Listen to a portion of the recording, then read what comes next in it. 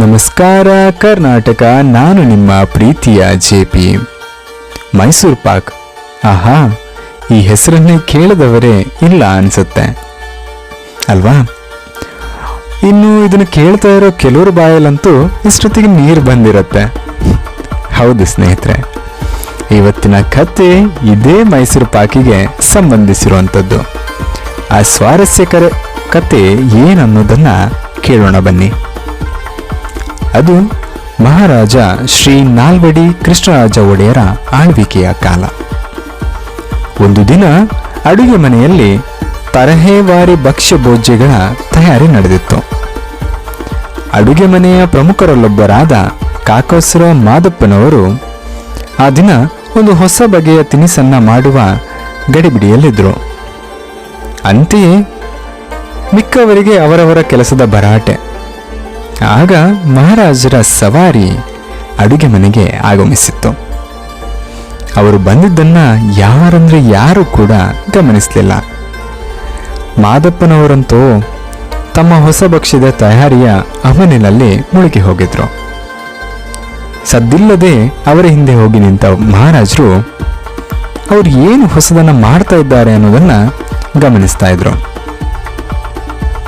ಗಮಗಮಿಸುವ ತುಪ್ಪದ ಬಾಣಲೆಯೊಳಗೆ ಯಾವುದೋ ಪದಾರ್ಥ ಕುದಿಯುತ್ತಾ ಪಾಕವಾಗಿ ಬದಲಾಗ್ತಾ ಇತ್ತು. ಅದರ ಪರಿಮಳ ಇಡೀ ಅಡುಗೆ ಮನೆಯನ್ನೆಲ್ಲ ವ್ಯಾಪಿಸಿತ್ತು. ಇನ್ನು ಇದನ್ನು ತಡೆಯಲಾಗದ ಮಹಾರಾಜರು, ಏನ್ ಮಾಡ್ತಾ ಇದ್ದೀರಾ ಮಾದಪ್ಪ ಅಂದ್ರು. ಅವರ ಇರುವನ್ನೇ ಗಮನಿಸದಿದ್ದ ಮಾದಪ್ಪ ಒಂದು ಕ್ಷಣ ಬೆಚ್ಚಿ ಬೀಳ್ತಾರೆ. ಮರುಕ್ಷಣವೇ ಸಾವರಿಸ್ಕೊಂಡು, ಪಾಕ ಮಹಾಸ್ವಾಮಿ ಅಂತ ಉತ್ತರಿಸ್ತಾರೆ. ಯಾವ ಪಾಕ ಅದು? ಎಲ್ಲಿ ತನ್ನಿ, ಇಲ್ಲಿ ನಾವು ಅದರ ರುಚಿಯನ್ನು ನೋಡೋಣ ಅಂತ ಹೇಳ್ತಾರೆ. ಅಲ್ಲಿಯೇ ಇದ್ದ ಬೆಳ್ಳಿಯ ತಟ್ಟೆಯೊಂದರಲ್ಲಿ ಆ ಸಿಹಿ ತಿನಿಸನ್ನ ಹಾಕಿ ಮಹಾರಾಜರಿಗೆ ಮಾದಪ್ಪ ತಂದು ಕೊಡ್ತಾರೆ. ಒಂದು ಚಮಚ ಆ ಬಿಸಿಯಾದ ಪಾಕವನ್ನ ಎತ್ತಿ ಬಾಯಲ್ಲಿಟ್ಕೊಂಡ ಮಹಾರಾಜರು ಅಷ್ಟೇ, ಕ್ಷಣಾರ್ಧದಲ್ಲಿ ಅದು ಜೇನಿನಂತೆ ಕರಗಿ ಗಂಟಲಲ್ಲಿ ಇಳಿದು ಬಿಡುತ್ತೆ.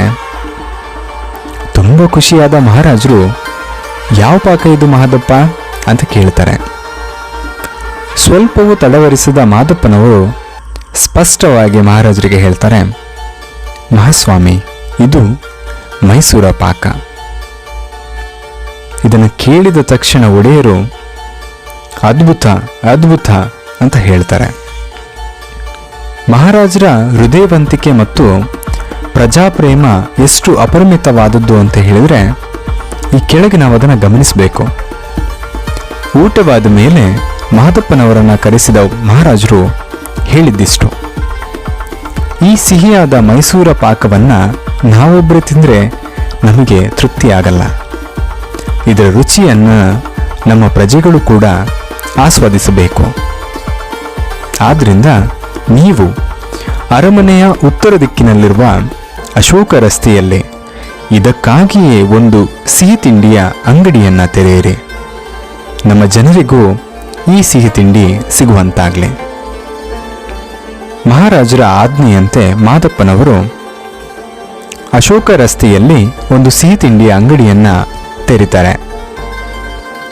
ತೆರೆದ ನಂತರ ಮೈಸೂರ ಪಾಕ್ ಎಂದೇ ಪ್ರಸಿದ್ಧವಾದ ಈ ಸಿಹಿ ತಿಂಡಿಯನ್ನ ತಯಾರಿಸಿ ಅದನ್ನು ಜನರಿಗೆ ಅದರ ರುಚಿಯನ್ನ ಪರಿಚಯಿಸ್ತಾರೆ. ಮುಂದೆ ಅಂದರೆ ಈಗ ಅದೇ ಅಂಗಡಿ ಗುರು ಸ್ವೀಟ್ ಮಾರ್ಟ್ ಎಂದು ಹೆಸರಾಗಿ ಸಯ್ಯಾಜಿರಾವ್ ರಸ್ತೆಯಲ್ಲಿ ವಿರಾಜಮಾನವಾಗಿದೆ. ಅವರ ಮೊಮ್ಮಕ್ಕಳು ಅದನ್ನು ಯಶಸ್ವಿಯಾಗಿ ನಡೆಸಿಕೊಂಡು ಬರ್ತಾ ಇದ್ದಾರೆ. ಕೇಳಿದ್ರಲ್ಲ ಸ್ನೇಹಿತರೆ, ಇದು ಮೈಸೂರು ಪಾಕಿನ ಕಥೆಯಾದರೂ ಸಹ ಇದರಲ್ಲಿ ನಾವು ಕಲಿಬೇಕಾಗಿರುವಂಥ ಸಾಕಷ್ಟು ವಿಚಾರಗಳಿದೆ. ಮಹಾರಾಜರ ಮನಸ್ಸು ಎಷ್ಟು ಪ್ರಜಾಹಿತವನ್ನ ಬಯಸ್ತಾ ಇತ್ತು ಅನ್ನೋದನ್ನ ಈ ಚಿಕ್ಕ ಕತೆ ನಮಗೆ ತಿಳಿಸಿಕೊಡುತ್ತೆ. ನಾವು ಕರ್ನಾಟಕದ ಜನತೆ ಅವರನ್ನ ಎಂದೆಂದಿಗೂ ಸ್ಮರಿಸುವ ಬಹಳಷ್ಟು ಕೆಲಸ ಕಾರ್ಯಗಳು ಸಾಕಷ್ಟು ಮಾಡಿದ್ದಾರೆ. ಆ ಕಥೆಗಳನ್ನು ಈ ಮುಂದೆ ಹೇಳ್ತಾ ಹೋಗ್ತೀನಿ. ಅದನ್ನು ನೀವು ಕೂಡ ತಿಳ್ಕೊಳ್ಳಿ. ಈ ಕಥೆನ ತಿಳಿದ ನಂತರ ಅದನ್ನು ಇತರರಿಗೂ ಕೂಡ ಶೇರ್ ಮಾಡಿ.